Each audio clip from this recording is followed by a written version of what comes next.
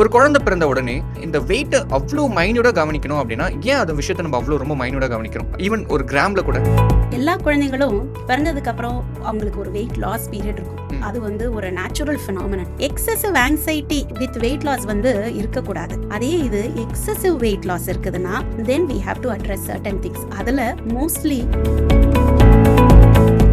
நமக்கு நல்ல பால் இல்லையோ, சுற்றி இருக்கவங்க என்ன சொல்லுவாங்க, போஷாக்கான பால் இல்லை போல. பட் இன்டெரக்டா பிரெஸ்ட் ஃபீடிங்க்கும் பேபியோட வெயிட் லாஸுக்கும் சம்மந்தம் இருக்கா, இல்லை அது ஒரு natural phenomena? So within first 24 hours mother secrete பண்ணக்கூடிய மில்க் 20 to 30 ml தான் இருக்க போகுது. ஸோ அவங்களுக்கு அந்த இதில் பால் வரலையேன்னு எக்ஸசிவ் ஆங்ஸைட்டி இருக்கும். பால் உற்பத்தி ஜாஸ்தி ஆகுறதுக்கு 48 to 72 hours ஆகும். நார்மல் டெலிவரினா நல்லா இருக்கும், சி செக்ஷனா கொஞ்சம் கம்மியாக இருக்கும்ன்ற மாதிரி ஒரு மெத்தட் இருக்கு. Is it true? That is not at all true. கார்டுமே, அதாவது தொப்புள் கொடியுமே மினிமம் 1 minute வெயிட் பண்ணணும் டு கிளாம்ப் த கார்டு. இதனால நிறைய பெனிஃபிட்ஸ் இருக்குது. ஒன்று, ஒரு குழந்தைக்கு அவ்வளோ தெரியுமா மேம், நேச்சுரல் இன்ஸ்டிங்க்ட் இருக்கா, நம்மளே போய் லாச் பண்ணணுன்ற அளவுக்கு இன்ஸ்டிங்க்ட் இருக்கா? அதுதான் பிரெஸ்ட் கிரால்னு பேர். அந்த மதர்னுடைய ஸ்மெல், அவங்களுடைய அந்த பிரெஸ்ட் மில்கோடைய இது, அதை வச்சு பேபியே will take efforts to crawl towards breast and initiate breast feeding. இதனால நிறைய பெனிஃபிட்ஸ் இருக்குது. IVF குழந்தைங்களுக்கு பிரச்சனை இருக்கும், வெயிட் குறைவா இருக்கும், மதருக்கு ஃபீட் பண்ண முடியாது, டென்ஷன் ஜாஸ்தியா இருக்கும், அந்த மாதிரி எல்லாம் மிக்ஸ் வந்து தவறு. சோ மெனி திங்ஸ் இருக்கு. ஜாண்டிஸ்ங்கிறது ஏன் ரொம்ப இம்பார்ட்டன்ட்? நீங்க ஏன் அதை அவ்வளவு கேர் எடுத்து பாக்குறீங்க? It is mandatory. எதனால? இது ஒரு ப்ரிவென்டபிள் காஸ் ஆஃப் டிசபிலிட்டி. சின்ன இன்டர்வென்ஷன், அது நம்ம ட்ரீட் பண்ணாம விட்டுட்டோம்னா லாங் டேர்மா குழந்தைங்களுக்கு பிரச்சனைகள் வரலாம். ஃபீவரா இருந்தாலோ, இல்லாட்டினா பால் சரியா எடுக்கல, கை கால் அசைவு கம்மியா இருக்குது, மூச்சு வாங்குது, எந்த பிரச்சனையா இருந்தாலும் ஃபைனலி அந்த குழந்தை வந்து ஃபீடிங்ல வந்து அஃபெக்ட் ஆகும். பால் வந்து சரியா வரலேன்னு சொல்லி சக்கரை தண்ணி கொடுப்பாங்க, இல்லை தேன் கொடுப்பாங்க. தேன் எஸ்பெஷலி ஃபர்ஸ்ட் இயர் வரை தேனே கொடுக்கக்கூடாது. சொன்னா உர மருந்து, வசம்பு, கற்பூரம், அந்த மாதிரி ஐட்டம்ஸும் கொடுக்கக்கூடாது. இந்த ப்ரீ டேர்மில் அண்டர் வெயிட் எப்படி ப்ராப்ளமோ, இப்போ நிறைய குழந்தைங்க ஓவர் வெயிட்டாக பிறக்கிறதா ஒரு டேட்டா இருக்கு டாக்டர். Is it true? அதுவும் ஏதாவது ப்ராப்ளமா? டயபெட்டிஸ் இருக்கலாம் அவங்களுக்கு, இல்லை ஜெஸ்டேஷனல் டயபெட்டிஸ் சொல்லலாம். அந்த இருக்கக்கூடிய மதர்ஸோடைய பேபிஸ் வந்து லார்ஜாக இருக்கும். டயபெட்டிக் மதர்ஸில் இருக்கக்கூடிய லார்ஜ் பேபிஸுக்கு சில ரிஸ்க்ஸ் இருக்கலாம். ஃபார் எக்ஸாம்பிள், அவங்களுக்கு சுகர் கம்மியாகிறதுக்கு உள்ள வாய்ப்பு ஜாஸ்தியாக இருக்குது. ஜாண்டிஸ் ரிஸ்க் கொஞ்சம் ஜாஸ்தியாக இருக்குது. இவங்களுக்கு வந்து கொஞ்சம் மூச்சு திணறல் பிரச்சனைகள் இருக்கலாம், ஹார்ட் ப்ராப்ளம்ஸ் இருக்கலாம். தினமலை நேயர்களுக்கு வணக்கம். இந்த பாட்காஸ்ட்ல நம்ம கூட doctor Sindhu Sivanandan, chief neonatologist, radial road, Kaveri மருத்துவமனை தான் இருக்காங்க. வணக்கம் ma'am. Thank you so much Hari. Thanks for this opportunity. It's a pleasure ma'am. Ma'am, கூகுள்ன்றதே சந்தேகம் கேட்கறதுக்கு தானே மேம். ஆனால் அந்த சந்தேகம் கேட்குற கூகுளே ஒரு செட் ஆஃப் பீப்புளை பார்த்து பயப்படுனா அது இந்த நியூ மாம்ஸ் தான். எதுக்கு எடுத்தாலும் கூகுளுக்கு என் குழந்தைக்கு இப்படி இருக்குது, சரியாயிடுமா, இதுவா அதுவான்னு அவ்வளோ சந்தேகங்கள் கேட்குறாங்க. நம்ம சில விஷயங்களை இந்த பாட்காஸ்ட்டில் பிரேக் பண்ணலாமே அந்த முச்சலாம் அப்படின்னா மேம். ஒரு குழந்தை பிறந்து ஒரு ஃபஸ்ட்டு 48 hours வந்து ஒரு பிளட் டெஸ்ட்க்கு அப்புறம் நம்ம ஒரு அப்சர்வேஷன் வச்சுருக்கோம், லைக் டிஸ்சார்ஜுக்கு முன்னாடி. அப்போ குழந்தையோட முக்கியமான விஷயமா நம்ம கவனிக்கிறது வந்து வெயிட் தான். ஈவன் 10 grams 20 grams கூட அவ்வளோ மைன்யூட்டாக வந்து நம்ம கவனிக்கிறோம். ஒரு குழந்தை பிறந்த உடனே பிளட் டெஸ்ட் அப்பாற்பட்டதுக்கு எல்லாமே இந்த வெயிட்டை அவ்வளோ மைன்யூட்டாக கவனிக்கணும் அப்படின்னா ஏன் அந்த விஷயத்தை நம்ம அவ்வளோ ரொம்ப மைன்யூட்டாக கவனிக்கிறோம், ஈவன் ஒரு கிராமில் கூட? தேங்க்ஸ். இது ஒரு இம்பார்ட்டன்ட் கொஸ்டின். எல்லா குழந்தைங்களும் பிறந்ததுக்கு அப்புறம் அவங்களுக்கு ஒரு வெயிட் லாஸ் பீரியட் இருக்கும். அது வந்து ஒரு natural phenomenon. Okay. So parents வந்து அட் டிஸ்சார்ஜ் டைம், யூஸ்வலாக இப்போ பார்த்தீங்கன்னா ஒரு நார்மல் டெலிவரியில் பை 48 hours டிஸ்சார்ஜ் ஆகிடுவாங்க. சிசேரியன் செக்ஷன் 72 hours ஜென்ரலாக டிஸ்சார்ஜ் ஆகிறாங்க. ஸோ அந்த டைம் பார்த்தீங்கன்னா ஒரு வெயிட் லாஸ் வந்து கட்டாயமாக இருக்கத்தான் செய்யும். So up to 10% weight loss வந்து நார்மல். ஒரு 3 kg குழந்தையா இருந்ததுன்னா by 5th day 6th day 2.7 kg ஆகிறதுக்கு வாய்ப்பு இருக்குது. அந்த பேபி வந்து பர்த் வெயிட்டை ரீகெயின் பண்ணுறதே ஒரு 10th day தான். ஸோ ஒரு excessive anxiety with weight loss வந்து இருக்கக்கூடாது. அது டாக்டரான நம்ம பேபிஸை போய் பார்க்கும்போது, ரவுண்ட்ஸுக்கு போகும்போது, ஹாஸ்பிட்டலில் இருக்கும்போது அவங்களுக்கு எடுத்து சொல்ல வேண்டிய ஒரு இம்பார்ட்டன்ட். அதே இது எக்ஸசிவ் வெயிட் லாஸ் இருக்குதுன்னா then we have to address certain things. அதில் மோஸ்ட்லி ஃபீடிங் இன்னாடிக்வசி தான் most common reason. Okay. So அதை வந்து அட்ரஸ் பண்ணினா இந்த எக்ஸசிவ் வெயிட் லாஸ் வந்து தவிர்க்க முடியும். பட் ரொம்ப அப்ரிஹென்ஷனும் இந்த வெயிட் லாஸை வச்சு இருக்கக்கூடாது நியூ பேரண்ட்ஸுக்கு. இப்போ ஒரு பேபி வந்து ஒரு 3 கேஜில பொறக்குறாங்க அப்படின்னா, ஒரு நாளைக்கு எவ்வளவு வெயிட் லாஸ் வந்து அக்செப்டபிள் மேம்? ஒரு 2-3% வெயிட் லாஸ் வந்து அக்செப்டபிள். ஓகே. அதே இது டிஸ்சார்ஜ் சமயத்தில் ஒரு 5-7%க்கு மேலே இருந்ததுன்னா தென் வி மேக் எஃபர்ட்ஸ். அதை வந்து பயமுறுத்தாமல் ஆ. We make efforts to improve breast feeding இந்த பேபி. ஓகே. ஸோ இது டைரக்டாக யார் வந்து அஃபெக்ட் பண்ணுதுன்னு பார்த்தீங்கன்னா, அந்த மதருக்கு தான். நம்ம பிரஸ்ட் ஃபீட் சரியாக பண்ணலையோ, நமக்கு நல்ல பால் இல்லையோ, சுற்றி இருக்கவங்க என்ன சொல்லுவாங்க, போஷாக்கான பால் இல்லை போல அப்படின்ட்டு அவங்கள தான் ஸ்ட்ரெஸ் பண்ணுறாங்க. இது இந்த சொசைட்டியோட விஷயம்.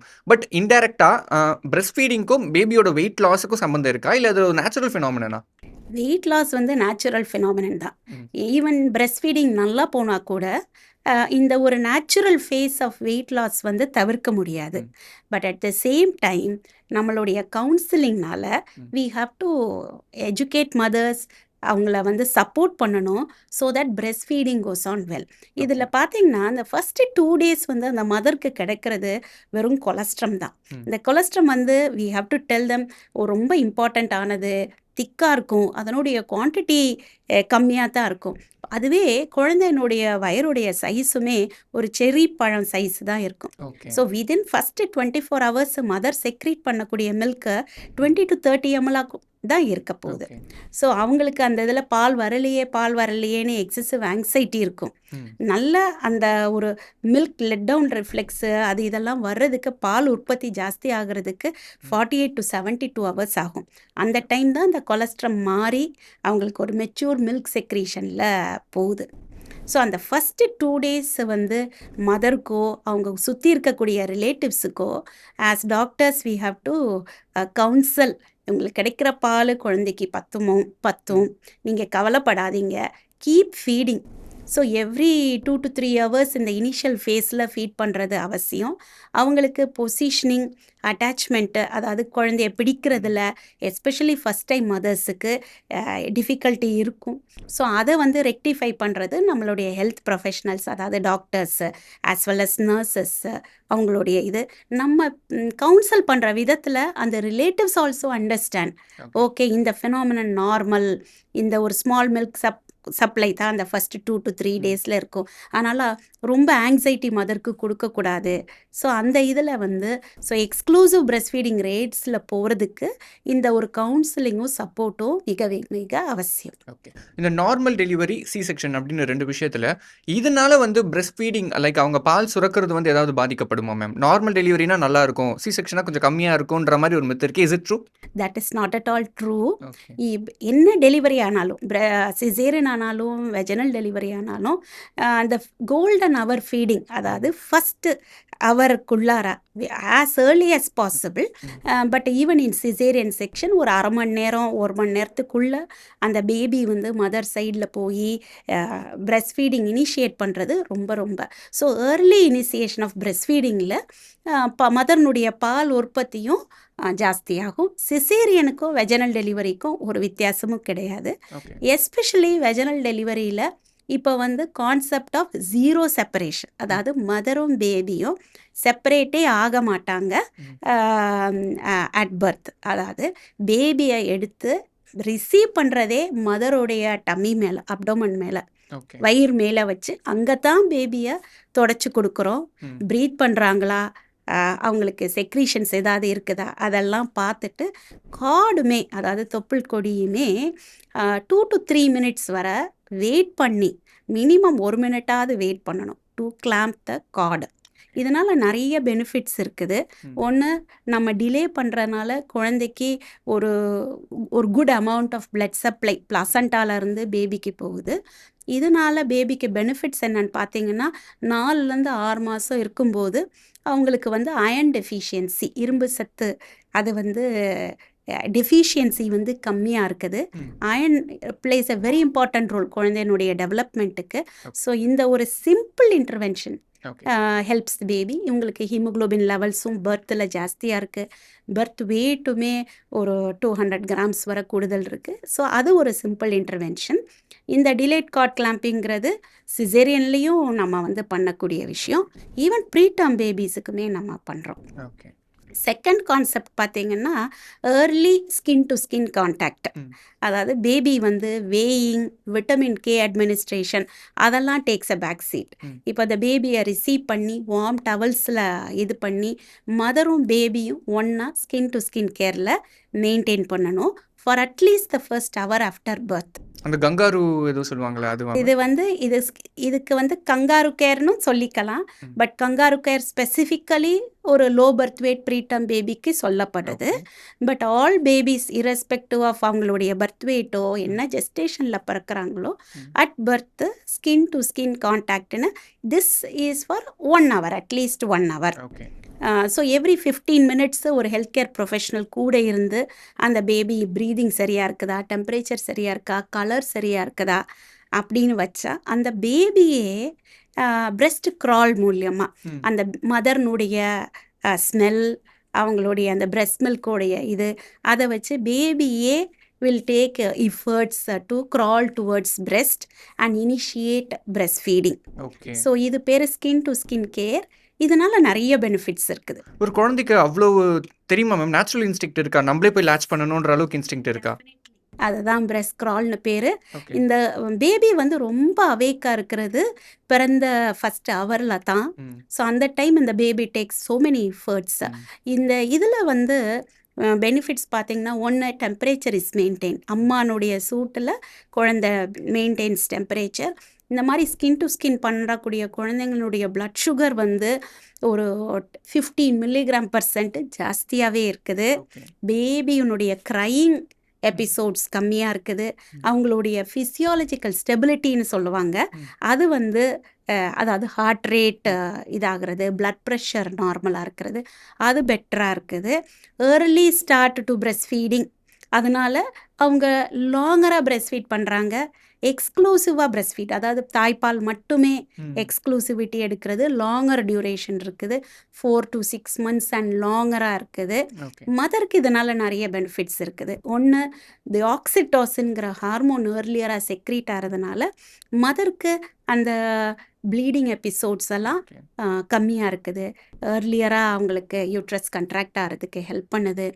மதருக்குமே பாண்டிங் ஜாஸ்தியாக இருக்குது. ஓகே. ஸோ இந்த 2 simple intervention it requires lot of effort. Health care சைடுலேயுமே அவங்களுடைய சப்போர்ட் ஸ்டாஃபுக்குமே ஒன்று இந்த 2 இது, அதாவது delayed cord clamping plus early skin to skin contact. Ma'am நீங்கள் சொன்னதெல்லாம் வச்சு நான் ஒரு அண்டர்ஸ்டாண்ட் பண்ணும்போது என்னென்னா, லைக் எனி அதர் கண்டிஷன்ஸ் இந்த மதர்ஹுட் லைக் அந்த குழந்தை பிறக்கிறதுல மட்டும்தான் வந்து அந்த எமோஷன்ஸ் பிளே அ மேஜர் ரோல்னு நினைக்கிறேன். கரெக்டாக? True.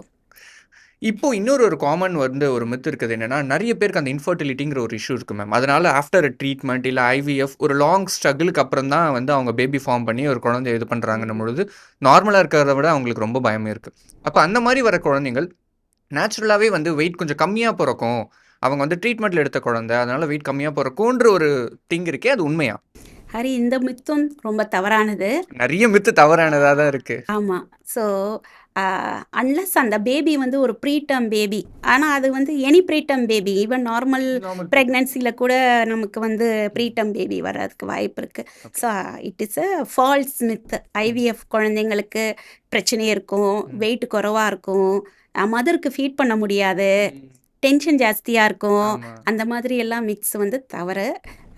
Any other normal mother baby தான் மாதிரி தான் இருப்பாங்க. Unless mother has some other comorbidities. For example அவங்களுக்கு வந்து ஹைப்பர் டென்ஷன் இருக்கலாம், டயபெட்டிஸ் இருக்கலாம், இல்லாட்டினா ஹைப்போதைராய்டிசம் இருக்கலாம். அந்த மாதிரி ஏதாவது பிரச்சனைகள் இருந்தாலொழிய மதரும் பேபியும் is like any other normal. Okay. இந்த ஃபர்ஸ்ட் இனிஷியல் அந்த குழந்தை பிறந்த உடனே எடுக்கிற பிளட் டெஸ்ட்டில் வந்து ஜாண்டிஸ் பிளேஸ் இம்பார்ட்டன்ட் ரோல் நினைக்கிறேன். டாக்டர் சொல்லும்போது ஜாண்டிஸ் இருக்கான்னு பார்ப்போம் அப்படிங்கிறத தான் ஃபர்ஸ்ட்டு நீங்கள் சொல்கிறீங்க. அது ஏன் மேம் அவ்வளோ important? Like so many things இருக்குது, ஜாண்டிஸுங்கிறது ஏன் ரொம்ப இம்பார்ட்டன்ட்? நீங்கள் ஏன் அதை அவ்வளோ கேர் எடுத்து பார்க்குறீங்க? சார், ரொம்ப இம்பார்ட்டன்ட் கேள்வி. இப்போ WHO சொல்கிறாங்க, அதாவது ப்ரீ டிஸ்சார்ஜுக்கு முன்னாடி ஒரு ஜாண்டிஸ் லெவல், பிலிரூபின் லெவல்னு ஒரு டெஸ்ட் இருக்குது. அதை பார்க்காம எந்த குழந்தைங்களையும் நீங்கள் வந்து வீட்டுக்கு அனுப்பாதீங்க. It is mandatory. எதனால? இது ஒரு preventable cause of disability. Okay. அதாவது ஒரு சின்ன இன்டர்வென்ஷன், அது நம்ம ட்ரீட் பண்ணாமல் விட்டுட்டோன்னா லாங் டேர்மாக குழந்தைங்களுக்கு பிரச்சனைகள் வரலாம். ம். இதுக்கு பேர் கேர்னிக்டரஸ். ஜாண்டிஸ்னால வரக்கூடிய பிரெயின் டேமேஜுக்கு பேர் கேர்னிக்டரஸ்ன்னு சொல்லுவோம். ஓகே. இதனால் குழந்தைங்களுக்கு டெவலப்மெண்ட், அதாவது அவங்களுக்கு வளர்ச்சி, இந்த சென்ஸ் டெவலப்மெண்ட்டில், அதாவது நிற்கிறது, உட்கார்றது, கண் பார்வை, ம். காது கேட்குறது, அதில் எல்லாம் பாதிப்பு வரலாம். எல்லா குழந்தைங்களுக்கும் ஜாண்டிஸ் இருக்கிற குழந்தைங்களுக்கு வர்றது கிடையாது. பட் வென் ஜாண்டிஸ் லெவல்ஸ் வந்து ஜாஸ்தியாக போகுது, எஸ்பெஷலி 20 மில்லிகிராம் பர் டெசிலிட்டர் அந்த டேர்ம் இது. ஸோ அந்த 20 லெவலுக்கு மேலே போகுது. இல்லை பேபிக்கு சில ரிஸ்க் ஃபேக்டர்ஸ் இருக்கலாம். ஃபார் எக்ஸாம்பிள் ப்ரீ டேர்ம் பேபியாக இருக்கலாம், பேபிக்கு இன்ஃபெக்ஷன் இருக்கலாம், இல்லாட்டினா பிறக்கும்போது ஆக்சிஜன் சப்ளை கம்மியாக இருந்திருக்கலாம். அந்த மாதிரி ரிஸ்க் ஃபேக்டர்ஸ் இருக்கிற பேபிஸுக்கு இந்த ஜாண்டிஸ் வந்து பொருள், இந்த ஜாண்டிஸ் பிலிரூபின்கிற அந்த பொருள் வந்து பிளட்டில் ஜாஸ்தி ஆயிடுச்சுன்னா பிரெயினுக்கு போய் அவங்களுக்கு டேமேஜ் உருவாக்கலாம். அதனால தான் எல்லாருமே ரொம்ப காஷியஸாகவும் இருக்கிறோம். ஸோ ஜாண்டிஸை ஸ்க்ரீன் பண்ணி அனுப்புகிறோம். ஸோ எல்லா குழந்தைங்களுக்கும் மேண்டேட்டரிலி பிஃபோர் ஹாஸ்பிட்டல் டிஸ்சார்ஜ், அதுவாக அவங்க ஏர்லியராக டிஸ்சார்ஜ் ஆகிட்டாங்க, நார்மல் டெலிவரியில் 24-36 ஹவர்ஸில் டிஸ்சார்ஜ் ஆகிட்டாங்கன்னா, நம்ம டிஸ்சார்ஜ் ஆகிறதுக்கு முன்னாடி அந்த ஒரு குழந்தைக்கு ரிஸ்க் ஃபேக்டர்ஸ் இருக்கா, ஜாண்டிஸ் வர்றதுக்கு ஹையர் ரிஸ்க் ஃபேக்டர்ஸ் இருக்கான்னு பார்க்குறோம். ப்ளஸ் அவங்களுக்கு ஒரு ஏர்லியராக ஒரு ஃபாலோ அப்பு சொல்கிறோம். அதில் நம்ம தவறாமல் நீங்கள் வந்து அந்த ஃபாலோ அப்பை மிஸ் பண்ணக்கூடாது. அந்த ஃபாலோஅப்பில் வரும்போது ஜாண்டிஸ் பண்ணிக்கிறோம். லைக் அந்த பிறந்த உடனே இல்லைனாலும் ஒரு 10 டேஸ்லயோ ஒரு 15 டேஸ்லயோ டெவலப் ஆகிறதுக்கு சான்சஸ் இருக்குல்ல? நிச்சயமாக வாய்ப்பு இருக்குது. எஸ்பெஷலி இந்த ஃபர்ஸ்ட் 1 வீக்கில் வாய்ப்பு இருக்குது. ஸோ பர்த் டைம், அதாவது டிஸ்சார்ஜுக்கு முன்னாடி ஜாண்டிஸ் லெவல் நம்ம பண்ணலைன்னா அந்த ஃபர்ஸ்ட் ஃபாலோ அப்போ 48 ஹவர்ஸில் வந்து அந்த குழந்தைய கிளினிக்கலாக ஒரு டாக்டரும் பார்க்கணும், நமக்கு ஸ்க்ரீனிங்கும் பண்ணணும். ஓகே. குழந்தையோட பாடி கலர் வந்து ஜாண்டிஸை ரெஃப்ளெக்ட் பண்ணணும்னு சொல்கிறாங்களே, அது உண்மையா? லைக் வந்து சில குழந்தை வந்து ஒரு ரோஸாக இருக்கும், ஒயிட்டாக இருக்கும், சில குழந்தை எல்லோயிஷ் டோனில் இருக்கும். எல்லோயிஷாக இருக்குது, ஜாண்டிஸ் இருக்கலாம் அப்படிங்கிறத வீட்டில் பெரியவங்க பார்த்து சொல்கிறாங்களே, அது அவ்வளோ சொல்ல முடியுமா? கிளினிக்கலி நம்மளால் பார்த்தா ஜாண்டிஸ் தெரியும் தான். ஏர்லியஸ்ட்டாக நம்ம கண்ணில் பார்க்குறோம். குழந்தைங்களுக்கு வந்து ஸ்லோவாக உடம்புல கண்ணு முகம் தவிர உடம்பு, தொப்புள் கீழே, கை கால் அதெல்லாம் வந்து மஞ்சளாகிறதுக்கு வாய்ப்பு இருக்குது. எஸ்பெஷலி எனி குழந்தை வீட்டில் முட்டிக்கு கீழே காலில் இல்லை உள்ளங்கை உள்ளங்கால் மஞ்சளாக இருக்குதுன்னா அந்த லெவல்ஸ் வந்து ஹையாக இருக்கிறதுக்கு வாய்ப்புகள் இருக்குது. ஸோ இமீடியட்டாக அப்படி ஒருத்தவங்க பார்த்தாங்கன்னா, வீட்டில் பார்த்தாங்கன்னா உடனே அந்த குழந்தைய ஹாஸ்பிட்டலுக்கு கூட்டிகிட்டு வரணும். ஓகே. இந்த கண்ணில் குழந்தை தூங்கும் போது அந்த டிஸ்சார்ஜஸ் இருக்கும்ல மேம், அது எல்லோவாக இருக்கிறது கூட ஜாண்டிஸாக இருக்குமா? அது எல்லோவாக இருக்கிறதுக்கு ஜாண்டிஸ் காரணம் கிடையாது. ஐ டிஸ்சார்ஜ் வந்து சின்ன குழந்தைங்களில் இருக்கலாம். அது கண்ணனுடைய அந்த கண்ணீர் எப்போவுமே எல்லாருக்குமே செக்ரீட் ஆகிட்டே தான் இருக்கும். அந்த கண்ணீர் வடிகிறது மூக்கில் போய் வடியும். ஸோ கண்ணுக்கும் மூக்குக்கும் இருக்கக்கூடிய ஒரு டியூபு மாதிரி இருக்கும், அது அடைப்பு இருக்கலாம் சின்ன குழந்தைங்களில். அவங்களுக்கு வந்து எக்ஸசிவ் டியர்ஸ், கண்ணீர் வடிச்சுட்டே இருக்கும், ப்ளஸ் அழுக்கு வடியலாம். ஸோ அதுக்கும் ஜாண்டிஸுக்கும் சம்மந்தம் கிடையாது. இப்போ நியூபார்ன் பேபிஸோட மதர்ஸ்க்கு இருக்கிற ஒரு முக்கியமான பயம் என்னன்னா, என் குழந்தைக்கு கோல்டு பிடிச்சிரும், சளி பிடிக்கும், நம்ம பொத்தி வைக்கிறோம். பட் அவங்க தூங்கும் போது ஆட்டோமேட்டிக்காகவே அந்த குழந்தைங்க வந்து ஒரு சவுண்ட் கொடுப்பாங்க, நம்ம அந்த ப்ரீத் பண்ணும் போதே தெரியும் அது குழந்தைக்கு சளி பிடிச்சிருக்கு அப்படின்னு நினைக்கிறாங்க.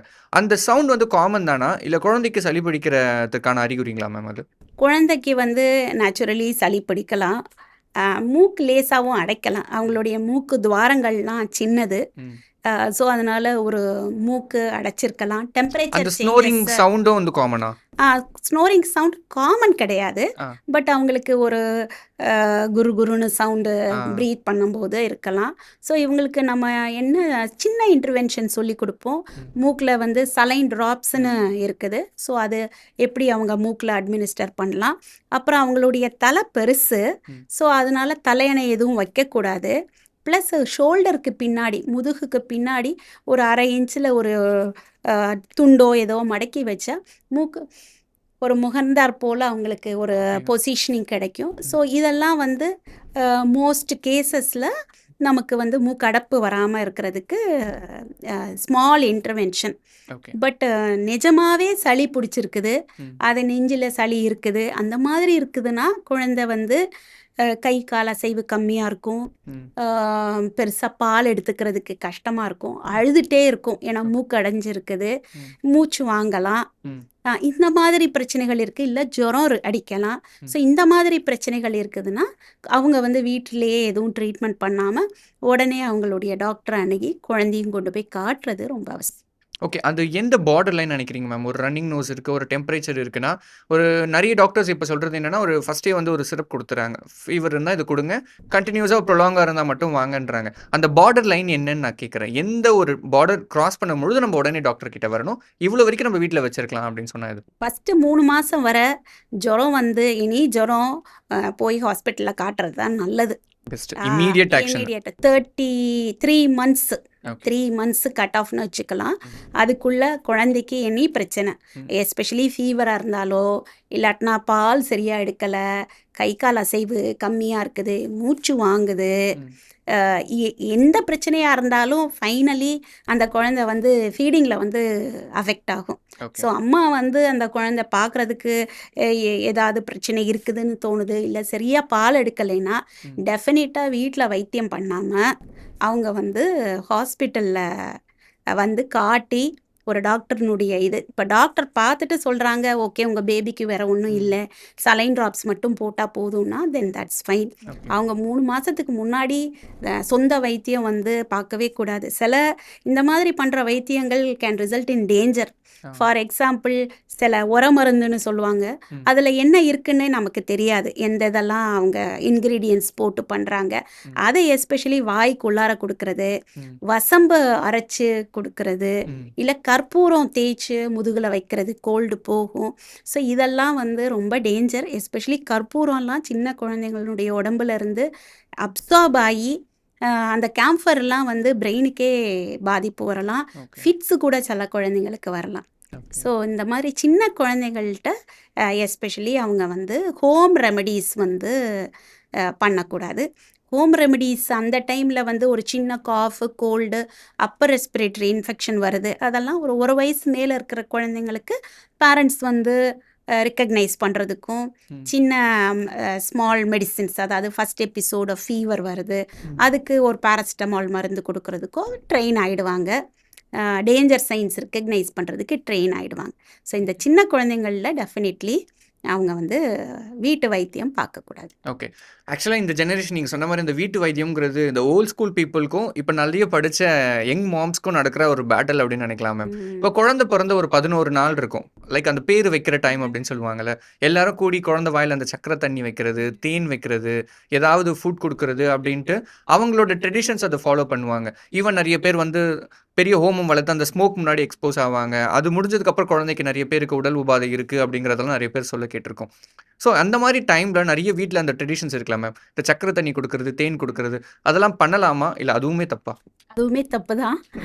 சக்கரை தண்ணி எஸ்பெஷலி அட் பர்த்து பால் வந்து சரியாக வரலேன்னு சொல்லி சக்கரை தண்ணி கொடுப்பாங்க, இல்லை தேன் கொடுப்பாங்க. தேன் எஸ்பெஷலி ஃபஸ்ட் இயர் வரை தேனே கொடுக்கக்கூடாது, ஒரு வயசு ஒரு வரைக்கும் வயசு வரை கொடுக்கவே கூடாது, ஓகே. தேன் கொடுக்கக்கூடாது. சக்கரை தண்ணியும் பிரெஸ்ட் ஃபீடிங் அஃபெக்ட் ஆகும், ம். அதனால் அதையுமே கொடுக்கக்கூடாது. நான் சொன்ன உர மருந்து, வசம்பு, கற்பூரம், அந்த மாதிரி ஐட்டம்ஸும் கொடுக்கக்கூடாது. ஈவன் இந்த ஃபஸ்ட்டு 2 வீக்ஸில் சில குழந்தைங்களுக்கு மஞ்சள் போட்டுருவாங்க. ஓகே. அப்போ வந்து நமக்கு நிஜமான ஜாண்டிஸா இல்லை இவங்க மஞ்சள் போட்டதுனால இருக்குதான்ட்டு நமக்கு தெரியாது. ஸோ இந்த ஃபஸ்ட்டு 2 வீக்ஸ் எல்லாம் வந்து மஞ்சளும் கூட இவங்க வந்து போடக்கூடாது. ஆஸ் அ டாக்டர் உங்களுக்கு எவ்வளோ மேம் ஸ்ட்ரகிள்? லைக் நேச்சுரலாக வர பிரச்சனைக்கும் இவங்க வந்து வீட்டு வைத்தியம் அப்படின்னு சொல்லி ஏதாவது ஒரு ப்ராப்ளமை கிரியேட் பண்ணிட்டு வர்றதுக்கும் எவ்வளோ ஸ்ட்ரகிளாக இருக்குது உங்களுக்கு கண்டுபிடிக்கிறதுக்கு? நான் இன்டர்வென்ஷன் பண்ணுறதுக்கு எவ்வளோ ஸ்ட்ரகிளாக இருக்குன்னு நினைக்கிறீங்க உங்களோட எக்ஸ்பீரியன்ஸில்? யூஸ்வலாக இப்போ இருக்கக்கூடிய மதர்ஸ் வந்து கொஞ்சம் கூட அவேராக இருக்கிறாங்க. ஆ. ஆன்டினேட்டல் பீரியட்லலாம் அவங்க வரும்போது சில குவரிஸு அது இதெல்லாம் ஓகே. ப்ளஸ் டியூரிங் ஹாஸ்பிட்டல் ஸ்டேயே நம்ம வந்து கொஞ்சம் நல்லா கவுன்சல் பண்ணி அனுப்புனா நல்லாயிருக்கும். ம். அதாவது காமன் வேரியேஷன்ஸ் என்ன, ம். ஃபார் எக்ஸாம்பிள் ஸ்கின் ரேஷ், இருக்கும். அதெல்லாம் நார்மல். எர்த்திமா டாக்சிகம்னு பேர். ம். மோஷன் இனிஷியலாக கருப்பாக தான் இருக்கும், ஓகே. பச்சையாக மாறும், ம். அதுக்கப்புறமா மஞ்சளாக மாறும். ம். மஞ்சளாக மாறின டைமில் லூஸாக போகும், ம். தண்ணியாக போகலாம், ஒவ்வொரு ஃபீடுக்கும் போகலாம். ம். ஸோ இது டயரியா கிடையாது, ஓகே. இது நார்மல் டிரான்சிஷன். ம். அது சொல்லிவிட்டால் அவங்களுக்கு கொஞ்சம் கூட அவேராக இருக்கிறாங்க. அதே மாதிரி இனிஷியல் பீரியடில் யூரின் கான்சென்ட்ரேட்டடாக வரும்போது பிங்க் கலர் டிஞ்சு இருக்கலாம், ம். அது நார்மல். அதுக்கு சில பேர் பயந்து வருவாங்க. ஓகே. அப்புறம் யூரின் எத்தனை முறை போகணும் ம். அதுவும் சொல்லி விடுறோம். ஒரு 3rd to 5th டேலாம் கழிஞ்சிடுச்சுன்னா ஒரு 5-6 டைம்ஸ் யூரின் போகணும். So okay. உங்களுடைய குழந்தைய பால் நல்லா குடிக்குதா, உங்கள் பால் பத்துமா இல்லையா, அது வந்து ஒரு யூரின் நல்லா போனாலே நல்ல ஒரு அறிகுறி தான். அதனால் பால் பத்தலைன்னு கவலைப்படாதீங்க. அதே மாதிரி சில மதர்ஸ் வந்து குழந்தை மோஷன் போக பிரஸ்ட் ஃபெட் பேபியாக இருக்கும், ஆனால் 4-5 நாள் மோஷன் போயிருக்க மாட்டாங்க.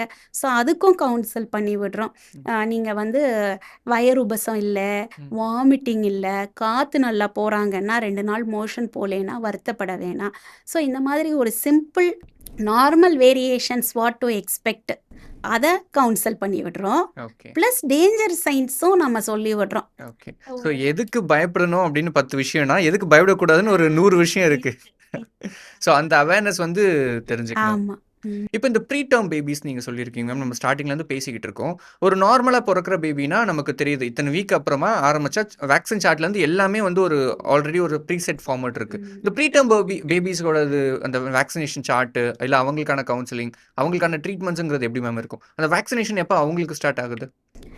This is again a very relevant question, Hari. Preterm பேபிங்கிறது எனி பேபி 37 வீக்ஸுக்கு முன்னாடி பிறந்துட்டா அவங்கள எல்லாமே ஒரு ப்ரீடம்னு நம்ம அந்த ஒரு டேர்ம் சொல்கிறோம். ஸோ அந்த 10 மாதங்கிறதே முதல்ல தப்பா? கரெக்டாக 40 வாரம் அப்படிங்கிறது 40 வாரம்ங்கிறது 37லேருந்து ம். 40 வாரம் வந்து அந்த ஃபேஸில் போகிறது எல்லாமே டேர்ம் பேபிஸ் ஆகிடுவாங்க. ஆயிடுவாங்க. பட் 37 வாரங்களுக்கு கம்மியாக பிறக்கிற எல்லா குழந்தைங்களும் ப்ரீடம் பேபின்னு சொல்கிறோம். ஓகே. ஆனால் அதுலேயுமே நமக்கு கேட்டகரிஸ் இருக்குது. இந்த 34-36 வீக்ஸுக்கு இடையில இருக்கிறவங்க லேட் ப்ரீடம் பேபிஸ்னு சொல்லுவோம். ம். அவங்களுக்கு சில ப்ராப்ளம்ஸ் இருக்கலாம், பட் மேஜராக பெருசாக இருக்காது. இந்த கேட்டகரி பார்த்தீங்கன்னா நல்ல டேர்ம் பேபி மாதிரியே 2.5 கிலோ 2.8 வரை வெயிட் இருப்பாங்க. பட் ஃபீடிங் கொஞ்சம் ஸ்லோவாக இருக்கும், ஓகே. ஜாண்டிஸ் ரிஸ்க் ஜாஸ்தியாக இருக்கும், ம். பிறந்ததுக்கப்புறம் கொஞ்சம் மூச்சு பிரச்சனைகள் இருக்கலாம், ம். ஃபீடிங் சப்போர்ட்டு தேவைப்படலாம் ஓகே. இந்த category of babies. But they generally do well. அந்த அவங்களுக்கு பெருசாக ஹாஸ்பிட்டல் ஸ்டே, ம். அதாவது newborn intensive care unit stay, அதெல்லாம் அந்த இன்குபேட்டர்ல இன்குபேட்டர்னு சொல்கிறது தவிர இன்டென்சிவ் கேர் ஸ்டே. அப்படி அந்த டேர்மே கிடையாதா? அதாவது இன்குபேட்டருங்கிறது அந்த காலத்தில் பெட்டி இல்லைன்னு சொல்லிட்டு இப்போ வார்மர் பெட்ஸ் வந்துடுச்சு. ஓகே. இன்குபேட்டர்ஸ் வந்து ரொம்ப ப்ரீடம் பேபிஸ்க்கு யூஸ் பண்ணுறோம். ஓகே. ஸோ இந்த லேட் ப்ரீடம் கேட்டகரி வந்து ஜென்ரலாக தே டூ வெல், பெருசாக அவங்களுக்கு பிரச்சனை இருக்காது. பட் நம்ம வந்து இந்த 34க்கு கம்மியாக இருக்கிற பேபிஸுக்கு they have lot of issues. Starting from breathing issues இருக்கலாம். ஃபீடிங் வந்து அவங்க வந்து டைரெக்டாக பிரெஸ்ட் ஃபீட் எடுக்கிறதுக்கு கஷ்டம் இருக்கும். ஸோ நம்ம சில நேரம் டியூப்ஸ் வழியாக வயரில் டியூப் போட்டு ஃபீட் பண்ணுவோம், பாலாடையில் அவங்களுக்கு பண்ணுவோம். ஜாண்டிஸ் ரிஸ்க் இவங்களுக்கு ஜாஸ்தி, இன்ஃபெக்ஷன் வர்றதுக்கு ஜாஸ்தி ரிஸ்க் இருக்குது. ஸோ இவங்களுக்கு ஸ்பெஷல் ஸ்க்ரீனிங் எல்லாம் தேவைப்படும். ஃபார் எக்ஸாம்பிள் நமக்கு கண்ணு ஸ்க்ரீன், ஆர்ஓபின்னு சொல்லி கண்ணு ஸ்க்ரீனிங் பண்ணுவோம். சில குழந்தைங்களுக்கு தலையில் ரத்த கசிவு இருக்கான்னு பார்ப்போம், ஹார்ட் அவங்களுக்கு சரியாக இருக்குதா என்னன்னு பார்ப்போம். ஸோ இவங்களுக்கு சில ஸ்க்ரீனிங். ஸோ இந்த கேட்டகரி 34 வீக்ஸுக்கு கம்மியாக இருக்கிற பேபிஸுக்கு ஸ்பெஷல் ஃபாலோ அப்ஸே தேவை. ஓகே. நார்மலாக நம்ம இருக்கக்கூடிய ஃபாலோ அப் தவிர இவங்க டெவலப்மெண்ட் நல்லா இருக்குதா என்னங்கிறது இவங்க ஃபாலோ அப் தனி. ஸோ இந்த கேட்டகரி பேபிஸுக்கு we have developmental follow up, developmental clinic, அந்த மாதிரி ஒரு ஸ்பெஷல் ஃபாலோ அப்பு இவங்களுக்கு அட்லீஸ்ட் 2 to 5 இயர்ஸ் வரை இந்த கேட்டகரிக்கு தேவைப்படுமா மேம்? நிச்சயமாக. எக்ஸ்ட்ரீம் ப்ரீடம் பேபிஸ் 1 கிலோக்கு கம்மியாக பிறக்கிறாங்க, 28 வீக்ஸ் கம்மியாக பிறக்கிறாங்கன்னா அவங்களுக்கு ஃபாலோ அப் வந்து ஸ்கூல் ஏஜ் அண்ட் பியாண்ட் வர லாஸ்ட் ஆகும். பட் அவங்க நார்மல் கிட் மாரி எப்போ மாறுவாங்க? லைக் இவங்களும் நார்மல் தான் அப்படிங்கிறது. ஜென்ரலி வந்து ப்ரீடேர்ம் வந்து கரெக்ட் பண்ணுறது, அதாவது இப்போ நம்ம குழந்தை வந்து 28 வாரங்கள் பிறந்தா கூட ம். நமக்கு வந்து இந்த பேபியை வந்து 40 வாரத்துலேருந்து தான் கணக்கிடுவோம். ஓ! ஓகே. அப்ப அந்த 40 வீக்ஸ்க்கு முன்னாடி அந்த குழந்தைக்கு வேக்சின் கூட கிடையாதா? இல்லை இல்லை அப்படி சொல்லலைனா, ஆ. அதாவது அவங்களுடைய டெவலப்மெண்ட்டும் growth பேராமீட்டர்ஸ் அசஸ் பண்ணுறது ம். கரெக்டட் ஏஜ்லேருந்து தான். ஸோ நம்ம வந்து இன் சிம்பிள் டேர்ம்ஸ் கன்சிடர் பண்ணோன்னா பர்த்டே எதுவானாலும் இருந்துக்கலாம். ம். டெவலப்மெண்ட் பார்க்குறதுக்கு பர்த்டே அந்த குழந்தைக்கு 40 வாரம் இடிடி சொல்லியிருப்பாங்களே, எந்த ஓகே. தேதிக்கு பேபி பிறக்கணும்னு சொல்லியிருப்பாங்க. ஆமா. அந்த 40 வாரம் குறிப்பிடப்படுது. அதிலிருந்து கனெக்ட் பண்ணி தான் 2 மாசத்துல டெவலப்மெண்ட் கரெக்டாக இருக்கா என்னன்னு. ஸோ இதை ப்ரீமெச்சூரிட்டி கரெக்ட் பண்ணுறதுன்னு சொல்லுவோம். அது ஓகே. 2 வயசு வரை கரெக்ட் பண்ணுவோம். சரி. For all purpose weight development அதுக்கப்புறமா இந்த குழந்தைங்க வந்து 2 இயர்ஸ்லேருந்து சம் மைனர் ப்ராப்ளம்ஸ் இருக்கலாம். அதாவது ஏர்லி ப்ராப்ளம்ஸ், மோட்டார் ப்ராப்ளம்ஸ், நிற்கிறது நடக்கிறது, அவங்க ஒவ்வொரு மைல்ஸ்டோன் அச்சீவ் பண்ணுறது, அதெல்லாம் இந்த ஏர்லி ஃபேஸில் இருந்தாலும் ஸ்கூல் ஏஜில் அவங்களுக்கு தே மே ஹேவ் சர்டன் ப்ராப்ளம்ஸ். அதாவது லேர்னிங்கில் டிலே இருக்கலாம், சில குழந்தை கொஞ்சம் கூட ஹைப்பர் ஆக்டிவாக இருக்கலாம். ஸோ அந்த மாதிரி சட்டில் டெஃபிசிட்ஸு, சின்ன சின்ன டெஃபிசிட்ஸு நம்ம 2 வயசுக்கு மேலே ஸ்கூல் போகும்போது தான் தெரியும். ஸோ இது வந்து டெவலப்மெண்ட்டு. நீங்கள் கேட்ட கொஷின் வந்து வேக்சினேஷன் இவங்களுக்கு வித்தியாசப்படுமான்னு கேட்டால் ஜென்ரலி நோ. ஆனால் சிக் பீரியட், அதாவது அவங்க வந்து ஹாஸ்பிட்டலில் இருக்கும்போது அவங்களுக்கு வேரியஸ் அதர் இல்னஸ் இருக்கும். ஸோ அந்த டைம் நம்ம வேக்சின் கொடுக்க மாட்டோம். Okay. At the time of discharge நம்ம அவங்களுடைய பர்த் வேக்சின்ஸ் கொடுக்குறோம். பர்த் வேக்சின்ஸ்ங்கிறது நார்மலாக டிஸ்சார்ஜ் ஆகிறதுக்கு முன்னாடி ஒரு டேர்ம் பேபிக்கு கிடைக்கும். BCG, oral polio, hepatitis B. So இந்த ப்ரீ டேர்ம் பேபிஸை at the time of discharge அவங்களுக்கு அந்த பர்த் வேக்சின் கொடுத்துட்டு then from then on we give them dates. Generally ப்ரீமெச்சூரிட்டினால டிலே ஆகாத வேக்சின்ஸ். ஓகே. இந்த ப்ரீ டேர்மில் அண்டர் வெயிட் எப்படி ப்ராப்ளமோ, இப்போ நிறைய குழந்தைங்க ஓவர் வெயிட்டாக பிறக்கிறதா ஒரு டேட்டா இருக்குது டாக்டர். Is it true? அதுவும் ஏதாவது ப்ராப்ளமா? ஓவர் வெயிட்டாக பிறக்கிறதுக்கு சில ரீசன்ஸ் இருக்கலாம். ஃபார் எக்ஸாம்பிள் கான்ஸ்டிடியூஷனலாகவே இருக்கலாம். சில பேபிஸ் வந்து அந்த ஃபேமிலிஸில் ஓகே. லார்ஜாக இருக்கலாம். செகண்ட் வந்து மதர்ஸ் டயபெட்டிஸ் இருக்கலாம் அவங்களுக்கு, இல்லை ஜெஸ்டேஷ்னல் டயபெட்டிஸ் சொல்லலாம். ஓகே. அந்த இருக்கக்கூடிய மதர்ஸோடைய பேபிஸ் வந்து லார்ஜாக இருக்கும். ஓகே. இதுக்கு சார்ட்ஸ் இருக்குது நமக்கு. ஒரு 90th சென்டைலுக்கு அந்த ஏஜுக்கு மேலே இருந்ததுன்னா லார்ஜ் பேபின்னு சொல்லுவோம். ஓகே. ஸோ இந்த சில ஜெனட்டிக் கண்டிஷன்ஸ் இருக்கக்கூடிய குழந்தைகள் பெருசாக இருக்கலாம். ஸோ அது வந்து ஒரு கிளினிக்கல் ப்ராப்ளம் கிடையாதா? இப்போ large baby, for example diabetic மதர்ஸில் இருக்கக்கூடிய லார்ஜ் பேபிஸுக்கு சில ரிஸ்க்ஸ் இருக்கலாம். ஃபார் எக்ஸாம்பிள் அவங்களுக்கு சுகர் கம்மியாகிறதுக்கு உள்ள வாய்ப்பு ஜாஸ்தியாக இருக்குது. ஓகே. ஜாண்டிஸ் ரிஸ்க்கு கொஞ்சம் ஜாஸ்தியாக இருக்குது. இவங்களுக்கு வந்து கொஞ்சம் மூச்சு திணறல் பிரச்சனைகள் இருக்கலாம், ஹார்ட் ப்ராப்ளம்ஸ் இருக்கலாம். இதெல்லாம் இந்த டயபெட்டிஸ் மதருக்கு பிறக்கக்கூடிய லார்ஜ் பேபிக்கு உண்டான இஷ்யூஸ். ஜெனட்டிக் கண்டிஷன்னால் சில குழந்தைங்க லார்ஜாக இருக்குதுன்னா அந்த ஜெனட்டிக் கண்டிஷன் என்னவோ அதனுடைய இஷ்யூஸ் இருக்கும். சில கான்ஸ்டிடியூஷனலி லார்ஜாக இருக்கும். நார்மலாகவே ஒரு வெயிட் வேரியேஷன் இருக்கும் இல்லையா, நார்மல் இதில் அந்த மாதிரி இருக்க குழந்தைங்களுக்கு ப்ராப்ளம்ஸ் இருக்காது. Okay. Thank you so much doctor. ஆக்சுவலாக நம்ம நிறைய பிரித்தை மேக் பண்ண முடியாது, அதுக்கெலாம் ஒரு வாரம் 2 வாரம் கண்டினியூஸ் பாட்காஸ்ட் இருக்கணும்னு நினைக்கிறேன். அவ்வளோ மித்ஸ் இருக்குது. நம்மளால் முடிஞ்ச ஒரு மேக்ஸிமமான மித்தை வந்து இதில் பிரேக் பண்ணியிருக்கோம்னு நினைக்கிறேன். Thank you so much doctor. ரொம்பவே ஆக்சுவலாக லேமேன் டேர்ம்ஸில் இருந்தது, அதுதான் ரொம்பவே முக்கியம். Thank you so much doctor. Thank you so much.